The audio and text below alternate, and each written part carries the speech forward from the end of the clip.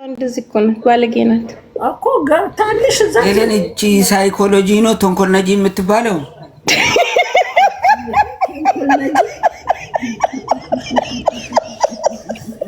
ሳይኬትራ ሳይኮሎጂ ተንኮል ነጂ ምናምን ነው የምትባለው አይደለ? እኔ እኮ አይኗ ወደዚህ ነው የሚመስለኝ። ጥንግርግር ያለ ሴትዮ ናት። በስማ እሷ ስትሳደብ ለነገ አትልም። ቤተሰብ አይቀራት ምን አይቀራት ናትና ተይ አልኳት። እኔ ጭራሽ በአጠቃላይ አንዴ ተለያይተናል ብለሽ ተናግርሻል፣ ይበቃሻል፣ ከዚህ በኋላ ሚዲያ ላይ ተይ አልኳት። እምቢ አለች። አሁን ተናገረች።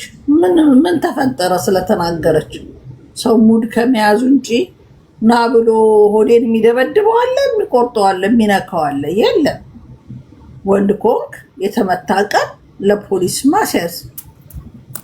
ያንን ማረግ ካልፈለግ ከተለያየ አርፈ መቀመጥ። ሚዲያ ላይ መጥቼ ብበጠረቅ የኢትዮጵያ ሕዝብ ምን ያደርግልኛል? ለኔ ምን ሊያደርግልኝ? ምንም እኮ የሚያደርግልህ ነገር የለም። ቲክቶክ ላይ አትሰማም። ሆዴ ግን ቁጡም ነው። በቃ ምንም አያወራም። ከትናንት ወዳ ዝም ነው የምለው። ነገሮችን ቆጥቦ ነው የሚያወራ። እንደ በፊቱ አወራም።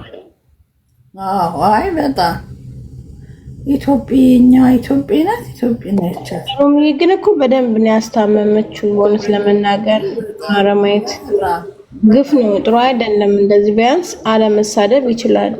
እኔ እንኳን አላየሁትም፣ ሪከርድ ነው ያየሁት። ግን ጥሩ አይደለም በዚህ ልክ። በጣም ያስጠላል። ግን ቲክቶክ እውነት አስጠላ። አረ ያቡ የት ጠፋ? ሮሚዬ ያቡ ከጾም በኋላ ይመጣል። ጾም ነው። ኦኬ ታዲያ በተማሪያም ናት እኮ የፈታችሁ። እኛ መች ፈታንና? እንዴ አሁንማ ዋናማ ትንሽ ቀረጥኩ። 7 ቀን ቀረን መሰለኝ። እግዚአብሔር ይመስገን። ሰው ግን 50 ሰው ለመግባት የሚታገለው የነበረው ምን ልታወሩ ነው? ከታችሁ ሮሚ ምን ሆነሽ ነው የጠፋሽው? ማይጠፋው አለሽ እንዴ? ነው ያግኝቼሽ አላውቅም እኮ ከትናንት ወዲያ ቅዳሜ እንዳልገባው ማራቀመጥ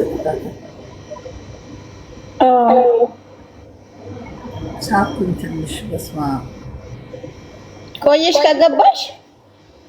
አሁን የገባው እንደገባው አሁን ነው በቃ መሳቅ። ዛክዬ እንዴት ነህ? ሰላም ነው ኩኩሻዬ። ወይ ስጠፋ እኮ ወደ አንቺ ልደውል ነበር። እንደው በእውነት እንደዚህ ሰሞኑን ሁሉ አጀንዳ ሳታይ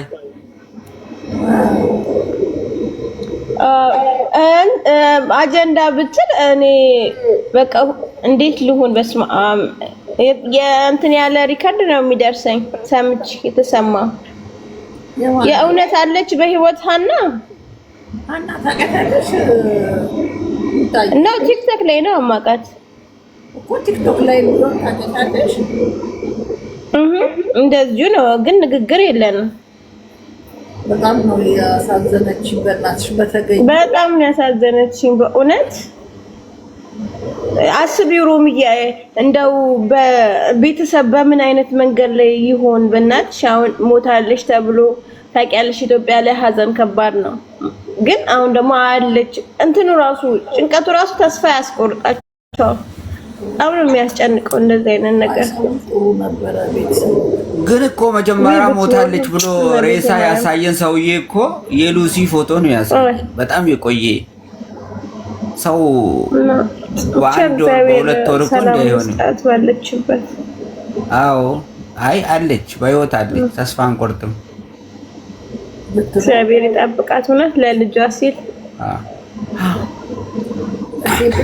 በዛ ሀገር ሲመጣ ግን እንደዚህ ሬፕ ያደርጋሉ። እውነት ነው ማለት ነው?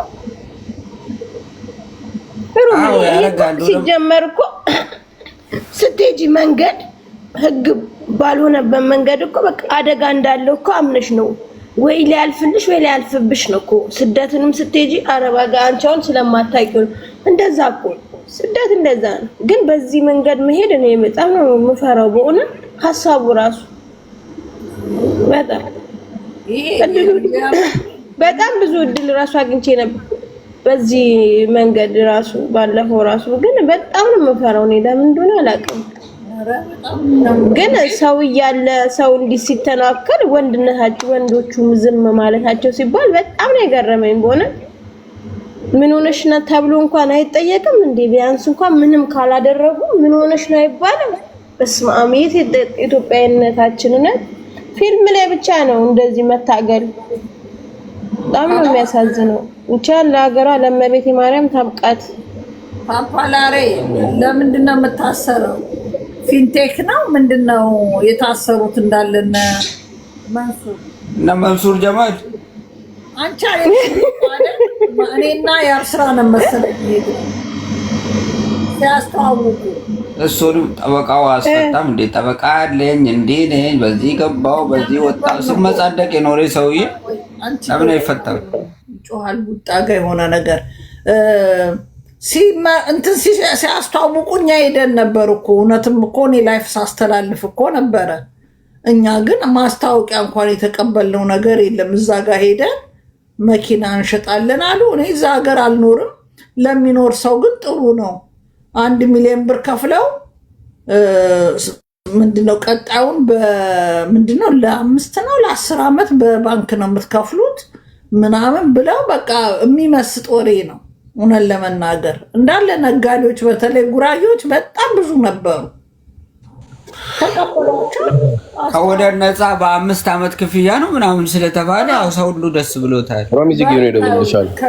ከእንትን ነፃ በ5 ዓመት ከወለድ ነፃ እኔ ራሱ እግዚአብሔር ነሽጦኝ ነበር ልግዛና ለወንድሜ ታክሲ ስራበት ምናምን ብዬ ለመንሱር ብሎ አናግሬው ነበር።